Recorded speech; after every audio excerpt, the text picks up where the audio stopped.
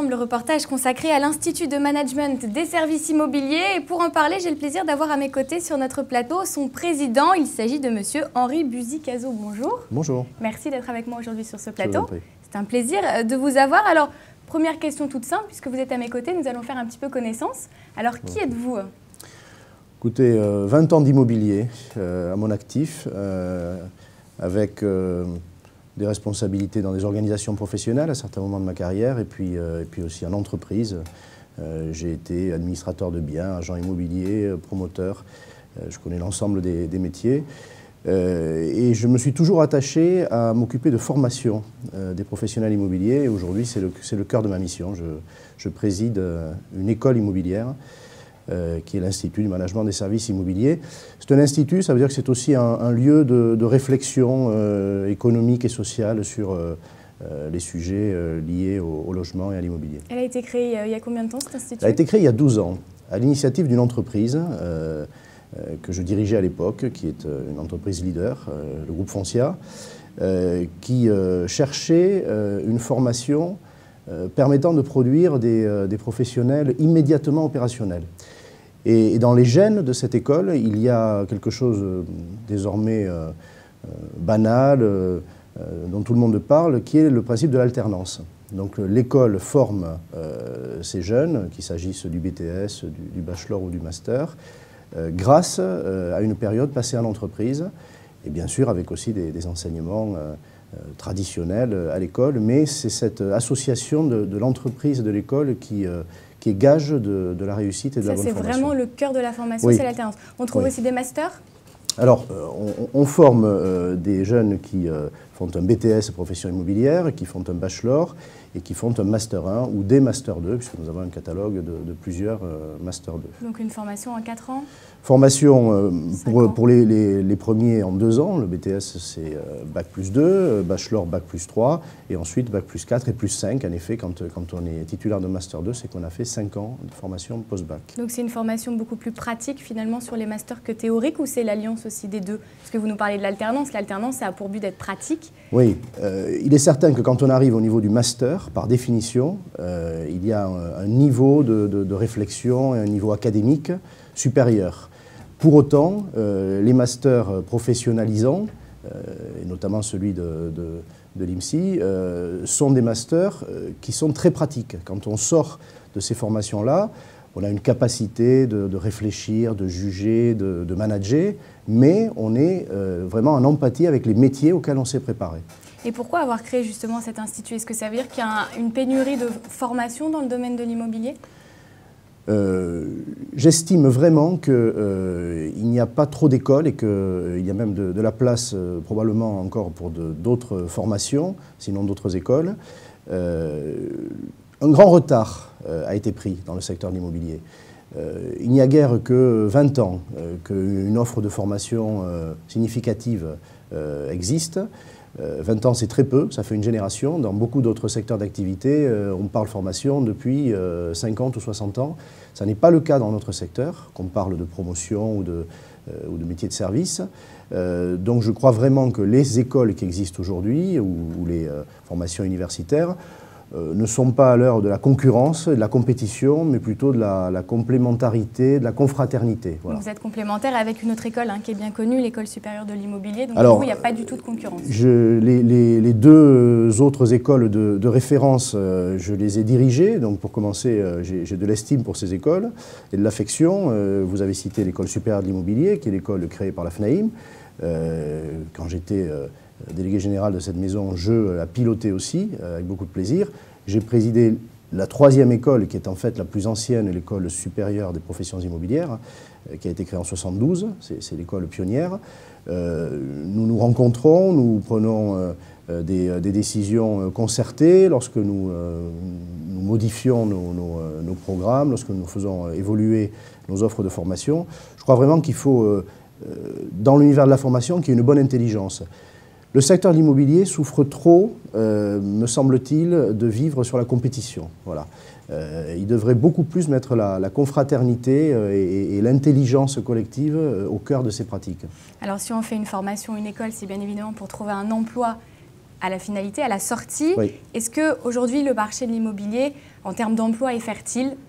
Quelles sont les perspectives finalement quand on sort d'un institut ou d'une école? Alors, aujourd'hui, et a fortiori quand on sort d'une école qui fonctionne sur l'alternance, c'est-à-dire qu'il y a un lien extrêmement fort avec l'entreprise, le taux de placement des étudiants est de 100%. Il est de 100% à 6 mois. 3 mois après la sortie, une très grande proportion de nos étudiants trouvent un emploi. Donc il y a presque une garantie d'emploi quand on sort. Il y a une garantie d'emploi dans le secteur de l'immobilier. Alors après, ce qu'il faut ajouter, c'est que l'immobilier, c'est un nombre très important de métiers. Et que bien évidemment, selon les périodes, selon la cyclicité du marché, on pourra en parler, certains métiers sont plus recruteurs à certains moments que ne le sont d'autres métiers. Et par exemple, quand on fait aujourd'hui le master de l'IMSI, le master phare, qui est celui qu'on a créé il y a déjà 12 ans, eh bien on se forme également à l'administration de biens, à la transaction, à l'univers HLM. On se forme à des métiers qu'on va pouvoir exercer dans des univers différents.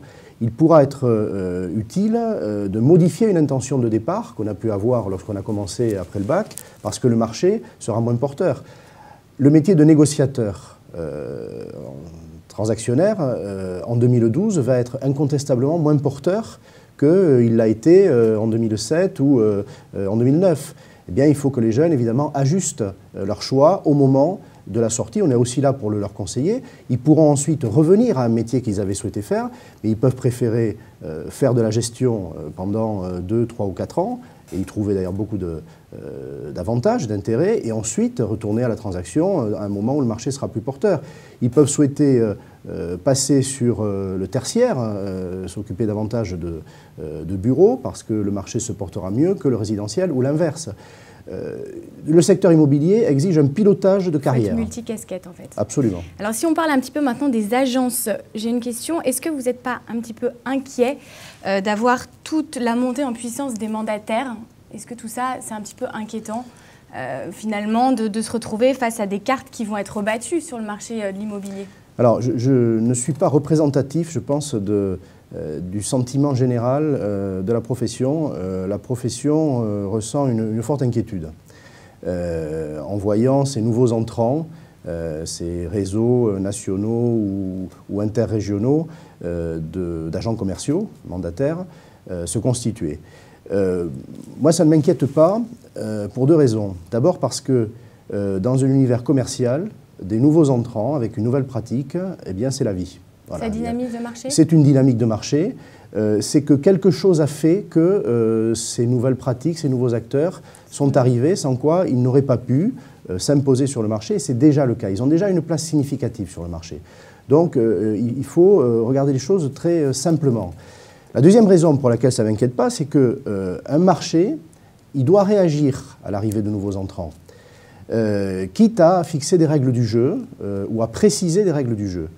Lorsqu'on parle des mandataires, des agents commerciaux mandataires, quelle est l'inquiétude? Elle en revient à mon métier qui est la formation.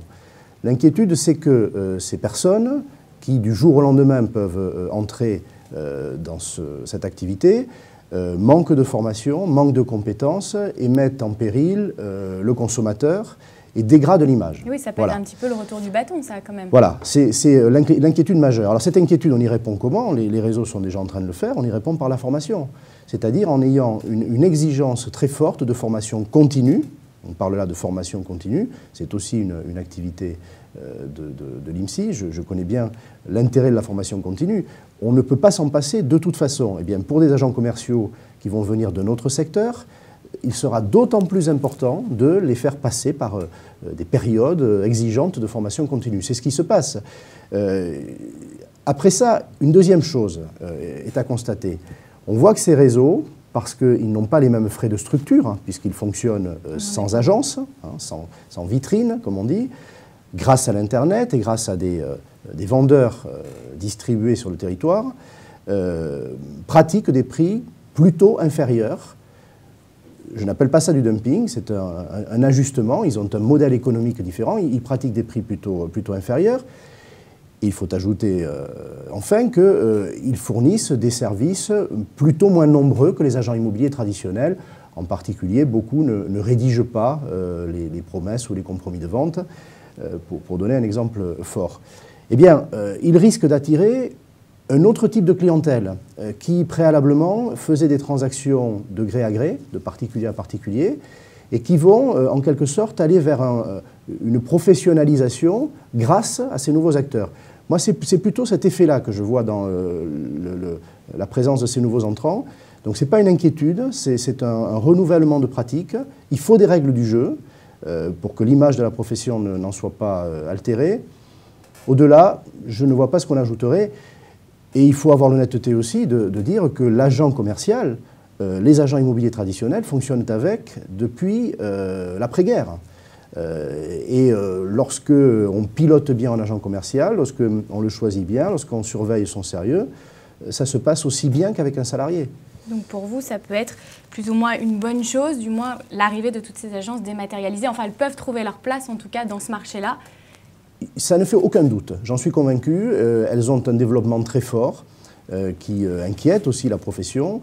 2012 va être une année très marquante. Les plus importantes de ces enseignes ont des stratégies de développement qu'elles ont révélées d'ailleurs. Hein. Il faut s'attendre à ce qu'elles prennent sur le marché une place tout à fait conséquente. Elles ne prendront pas tout le marché, certainement pas.